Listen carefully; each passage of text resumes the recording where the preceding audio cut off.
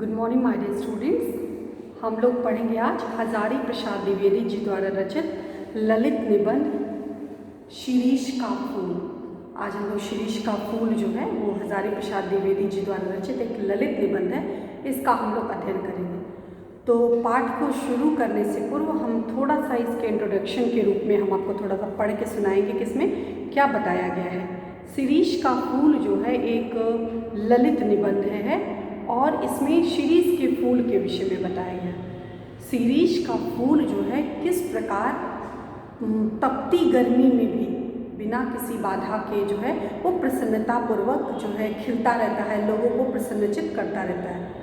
तो उसी भांति शिरीष की विशेषता के विषय में लेखक ने शिरीष की विशेषता के विषय में बताया है कि शिरीष का फूल किस प्रकार एक घना वृक्ष होता है, छायादार होता है, उसकी कहाँ कहाँ उसकी उपयोगिता क्या है और वह किस प्रकार एक योगी की भांति वह जीवन यापन करता है और हमें उससे से अपने जीवन में प्रेरणा लेनी चाहिए। इस प्रकार शिरीष की जो जो विशेषताएं होती हैं पूरे पाठ में शिरीष के फूल के विषय में हमें बताया गया है।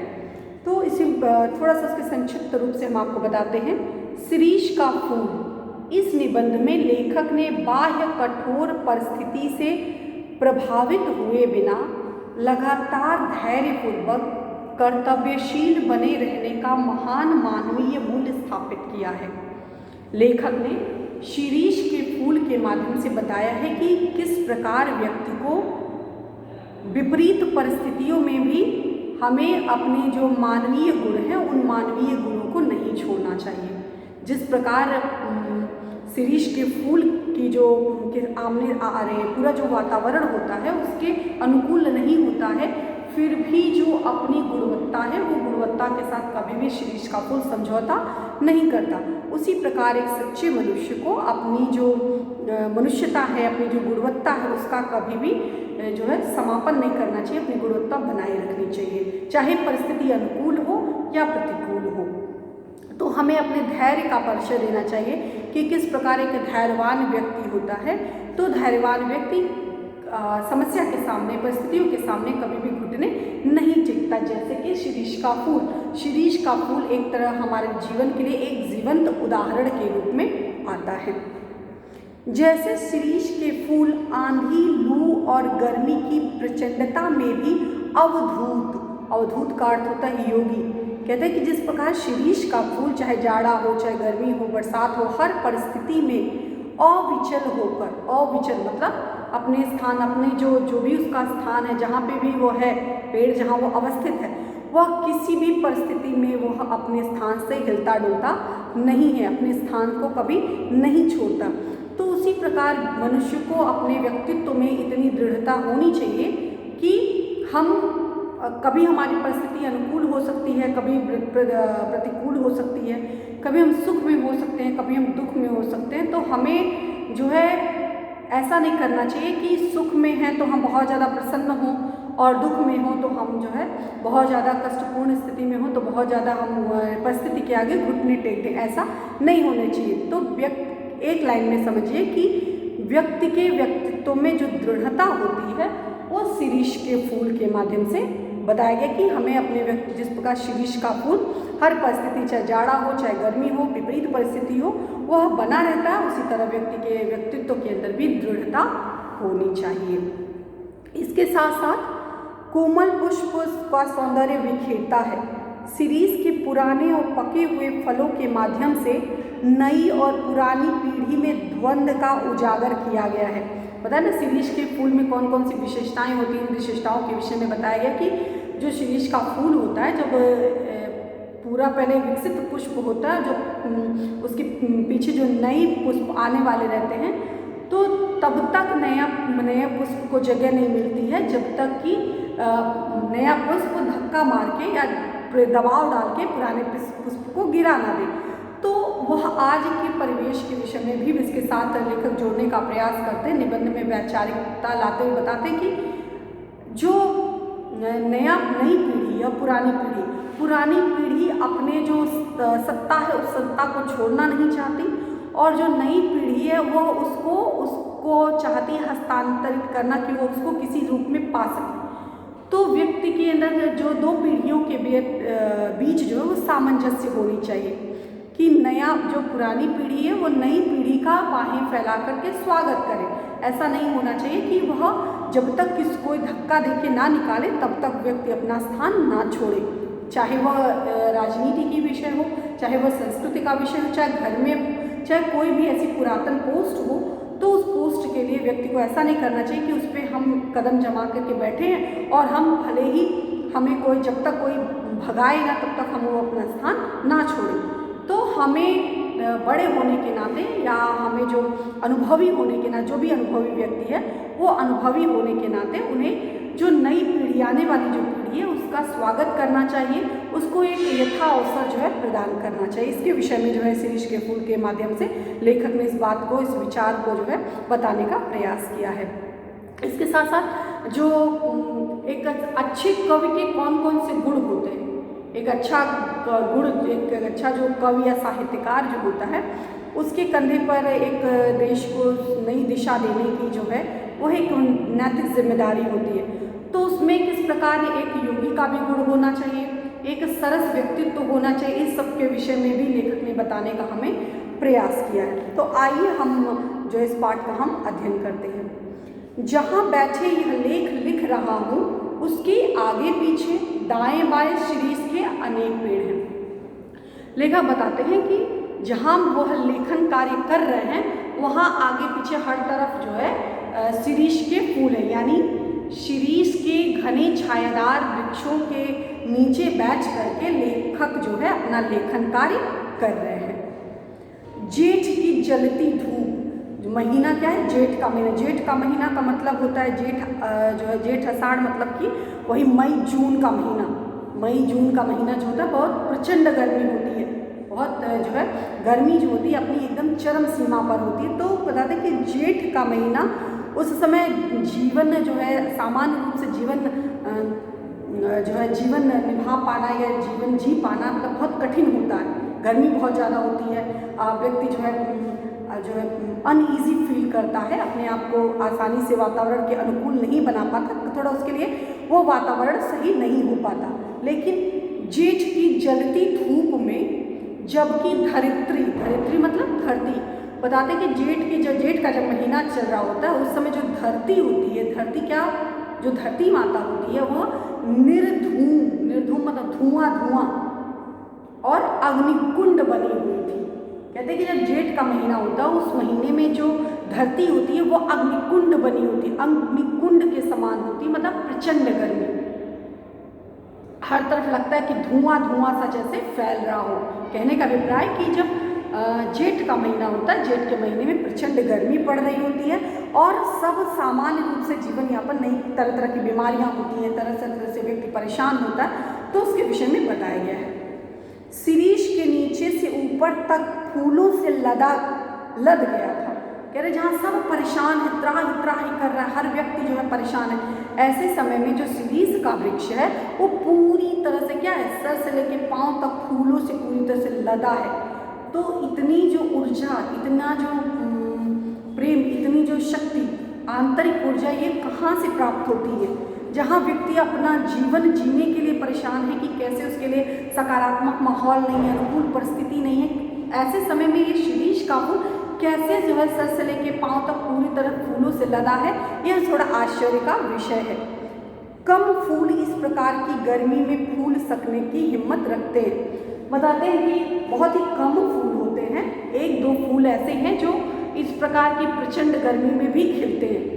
लगभग सभी जो फूल होते हैं, सभी फूल इस प्रचंड गर्मी में फूलना जो है वो भूल जाते हैं, पूरी तरह से सूख जाते हैं, जो जड़ें होती हैं वो सूख जाती हैं, वृक्ष सूख जाते हैं, पेड़ सूख, जो तना होता है वो सूख जाता है, ये फूल तो खिलना ही पूरी तरह से भूल जाते हैं। लेकिन एकाक होते हैं जो खिलते हैं, फूल सकने की हिम्मत रखते, बहुत एकाक फूल होते हैं जो इस प्रचंड गर्मी में भी खिलते हैं। बताते हैं कि कर्णकार मतलब कनेर, जो कनेर का पुष्प होता है येलो कलर का, तो कर्णकार का जो पुष्प होता है, और आरागवध एक प्रकार का वृक्ष है, आरागवध यानी अमलताश का एक वृक्ष होता है, तो यह दोनों वृक्ष के विषय में बताते हैं कि ऐसा नहीं है कि मैं शीरीष की ही वाहवाही बता रहा हूँ, और भी एक आध वृक्ष हैं। तो एक तो बताया कर्णिकार यानी कनेर, और दूसरा होता है अमलतास। अमलतास की बात मैं भूल नहीं रहा हूँ। ऐसा नहीं है कि मैं पूरी तरह से शीरीष के फेवर में हूँ, शीरीष के फूल के शीरीष के वृक्ष के प्रति मैं पूरी तरह पार्शियल हूँ और पक्षपात कर रहा हूँ, ऐसा नहीं है। एक आध फूल और भी होते हैं, तो जिसमें दो वृक्षों का नाम, दो पुष्पों का नाम बताया। वे भी आसपास बहुत हैं, लेकिन शीरीष के साथ आरागवध की तुलना नहीं की जा सकती। बताते हैं कि और भी हैं, कनेर है, अमलतास है, लेकिन ऐसा नहीं कहा जा सकता कि इन शीरीष के फूल की तुलना समानता अमलतास से और कनेर से की जाए तो वो बहुत जो है एक लंबी खाई जैसा, गहरी खाई जैसा हो जाएगा कि आपस में कोई सामंजस्य जो है वो नहीं बन पाएगा। दोनों में दो अलग अलग विरोधी बातें होंगी, क्योंकि वह कम समय के लिए खिलता है, वो जो है काफ़ी लंबे समय तक शीरीष का जो वृक्ष है, शीरीष के जो पुष्प हैं वो काफ़ी समय तक अपनी जो प्रसन्नता है, अपने फूल जो उसके विकसित होते हैं वो काफ़ी समय तक बने रहते हैं। लेकिन ये जो है इन दोनों में कोई जो है सामंजस्य या कोई समानता जो है, ये एक तरह से जो तुलना करना, ये भी बेवकूफ़ी जैसी बात है, तुलना नहीं की जा सकती है। क्यों नहीं की जा सकती है? क्योंकि वह 15-20 दिन के लिए फूलता है और फूलता है बसंत ऋतु के पलाश की भांति। कहते हैं कि ये जो वृक्ष है, अमलतास आरगवध की बात करते हैं कि ये जो वृक्ष हैं ये बहुत कम समय के लिए फूलते हैं, या कहिए 15 दिन 20 दिन के लिए ये फूल फूलते हैं। जैसे कि पलाश का वृक्ष, जैसे पलाश का जो पेड़ होता है वह भी क्या है, बसंत ऋतु में आता है, बसंत ऋतु में खिलता है और बसंत ऋतु में ख़त्म होते ही वह उसकी जो सत्ता होती है, उसका वजूद है, वो क्या होता है, समाप्त हो जाता है। कबीरदास को इस तरह 15 दिन के लिए लहक उठना पसंद नहीं था। हमने आपको बताया था कि हजारी प्रसाद द्विवेदी जी ने जो कबीरदास के जीवन पर, उनकी रचनाओं पर गहन अध्ययन किया था और उसी के आधार पर उनको PhD की उपाधि मिली थी। तो ऐसे संदर्भ में बताते हैं कि कबीरदास जी का भी मानना, मैं तो समर्थन करता ही हूँ और कबीरदास जी भी इस बात को मानते हैं कि जो 15 दिन के लिए या कुछ समय के लिए कोई व्यक्ति प्रसन्न हो तो उसकी प्रसन्नता का कोई मायने नहीं होता। अगर कोई कुछ दिन के लिए खुश हो तो उसकी खुशी का कोई मायने नहीं होता। तो कहते हैं कि मैं भी इस बात को मानता हूँ कि क्षण भर के लिए या कुछ समय के लिए, कुछ महीनों के लिए प्रसन्न होना, खिलना, इसका कोई महत्व नहीं होता। और कबीरदास जी भी इस बात का समर्थन करते हैं कि कुछ समय या कुछ महीने के लिए खिलना जो है वो उचित नहीं होता है। यह भी क्या कि 10 दिन फूले और फिर खंखड़ के खंखड़ हुए। खंखड़ मतलब शुष्क। कहते ये भी कौन सी बात है कि कुछ दिन फूले खिले और फिर क्या है, खंखड़ के खंखड़ यानी शुष्क हो गए, मतलब सूख गए। उसका क्या औचित्य? अगर खुश रहना है, मतलब अगर प्रसन्नता है, अगर खिलना है तो सदा सर्वदा के लिए खिलिए। प्रसन्न रहना है तो हर परिस्थिति में प्रसन्न रहिए। ये क्या, अनुकूल परिस्थिति तो खुश रहे, फिर प्रतिकूल परिस्थिति आई तो मुंह बना करके बैठ गए, तो ऐसी प्रसन्नता का कोई मोल नहीं होता। तो कुछ समय के लिए खिलना और फिर खंखड़ हो जाना, यह जो है एक अच्छा, एक चारित्रिक गुण में जो गिने जाते हैं, ये अच्छे चारित्रिक गुण में इसकी गणना नहीं होती है। तो उनके पलाश के विषय में बताते ना कि एक आरागवध के समान एक और है पलाश का वृक्ष। तो पलाश के वृक्ष के विषय में बताते हैं कि कबीरदास जी ने भी कहा है कि 10-15 दिन का खिलना कोई खिलना नहीं होता है। और दूसरी बात ये कौन सी बात है कि 10 दिन 10 फूला फूल के, ये कोटेशन अक्सर एग्जाम में पूछा था, इसका कब लेखक के कहने का क्या अभिप्राय है। 10 दिन फूला फूल के खंखड़ भया पलाश, ये कौन सी बात हुई कि 10 दिन जब समय आया तो खिले फूल आया, खिले, विकसित हुए, चहक उठे, दहक उठे और फिर कुछ समय बाद जो है उनका जो महक था, चहक था, लहक था, सब कुछ समाप्त हो गया। ऐसे दुमदारों से तो लंडूरे भले। कहते इस प्रकार अगर ऐसी बात हो कि कुछ समय के लिए लहकना हो तो ये तो उसी भांति हुआ कि जैसे जो ऐसे पशु जो पूंछ वाले पशु हो, जो कुछ समय के लिए उनकी पूंछ हो फिर बाद में पूंछ कट जाए, कुछ समय के लिए पूंछ हो और कुछ समय के लिए पूंछ कट जाए, उससे बेहतर है कि पूरा जीवन वह व्यक्ति बिना, वह जो पशु है वो बिना पूंछ के ही अपना जीवन जिए। तो ऐसे दुमदार मतलब जिसकी पूंछ हो, ऐसे दुमदारों से तो लंडूरे वाले मतलब जिसकी जो पूंछ जो ना हो, बिना पुच्छ विहीन पशु, पुच्छ विहीन पशु, और इस दुमदार मतलब कि जिसकी पूंछ हो, तो पूंछ हो करके कट जाए तो बेटर यह है कि उसकी पूंछ जो है पहले से ही जीवन भर कटी रहे, तो इसका कोई, तो उसी भांति कुछ समय के लिए खिले और कुछ समय के बाद वो उसका खिलना समाप्त हो जाए, झड़ जाए, तो इसका कोई मतलब नहीं होता है। फूल है, अगर फूल किसी को कहा जाए, वास्तविक रूप से फूल की संज्ञा को कोई पूर्ण करता है तो वह है शिरीष का फूल। वसंत के आगमन के साथ लहक उठता है, मतलब वही जनवरी फरवरी का महीना, जो फरवरी मार्च का महीना होता है, तो वसंत ऋतु के आगमन के साथ शिरीष का फूल क्या होता है, लहक उठता मतलब पूरी तरह से खिल जाता है। मैं पूरा उपवन जो होता है, पूरा जो जंगल जो होता है वो पूरी तरह से खिल उठता है। और आषाढ़ तक, आषाढ़ मतलब काफ़ी लंबा समय, मतलब वही मई जून जुलाई का जो महीना होता है, आषाढ़ तक जो निश्चित रूप से मस्त बना रहता है। जुलाई तक, जून जुलाई तक बिना किसी दबाव के पूरी तरह से वो उसी प्रकार, जिस तरह बसंत में खिलता है उसी तरह अंत तक उसी तरह से बना रहता है। आषाढ़ तक तो निश्चित रूप से मस्त, मतलब उसमें किसी प्रकार का कोई रोक टोक नहीं, कोई दबाव नहीं, कोई दिक्कत नहीं। आषाढ़ के महीने तक शिरीष का फूल उसी प्रकार मस्त, मतलब जैसे बसंत में खिला था उस समय उस पुष्प की जो सत्ता थी, सेम उसी तरह की सत्ता उसके लास्ट तक जो है वो बनी रहती है। और मन रम गया, अगर मान लो उसको और अच्छा लग गया, यानी थोड़ी बहुत अनुकूल परिस्थिति शिरीष के वृक्ष को मिल गई, तो अगर उसको मन रम गया तो भादों में भी, यानी वही सितंबर तक का महीना, भादों में भी निर्घात मतलब बिना किसी बाधा के, बिना किसी रुकावट के, बिना किसी दबाव के, तो अगर उसका मन रम गया तो बिना किसी दबाव के वह जो है सितंबर मास तक, यानी भादों महीने तक भी बना रहता है। जब उमस से प्राण उबलता है, बताते हैं जब मई जून का महीना होता है तो लोगों का प्राण उबलने लगता है, लोग परेशान, प्रचंड गर्मी में सब लोग लू के मारे सबका जीवन सर्वाइव कर पाना कठिन हो पाता है। तो ऐसे समय जब सबका प्राण उबलता रहता है, लू से लोगों का हृदय सूखता रहता है, एकमात्र जो शिरीष का ही वृक्ष है, शिरीष का वृक्ष क्या होता है, कालजयी, कालजयी मतलब काल से परास्त न होने वाला, जिसने समय पर विजय प्राप्त कर ली हो।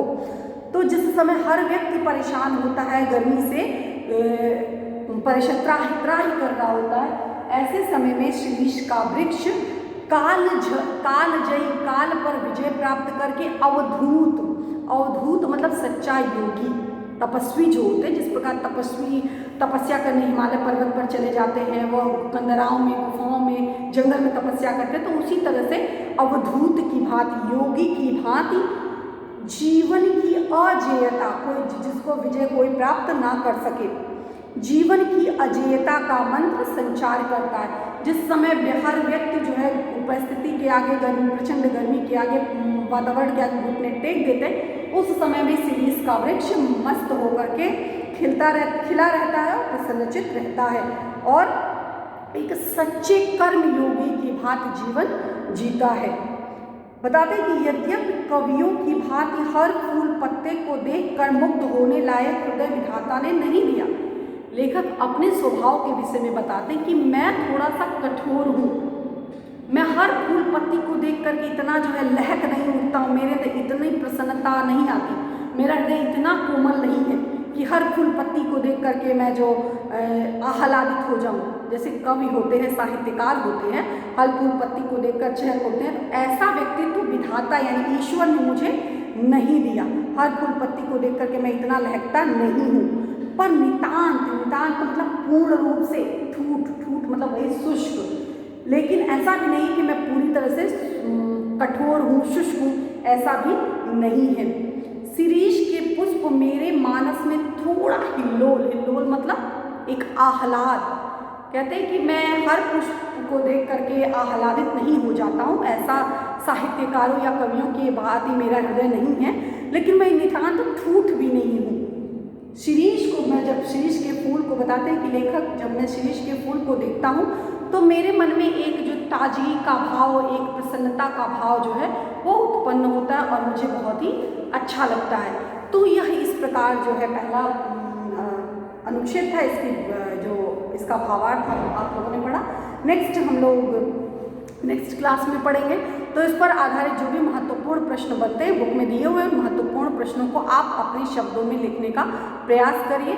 और इसके साथ साथ एग्जाम में पैराग्राफ सीन पैसेज भी पूछे जाते हैं, उस सीन पैसेज पर भी आधारित कुछ महत्वपूर्ण प्रश्न होते हैं, उनको आप अपने शब्दों में तैयार करने का प्रयास करिए। धन्यवाद।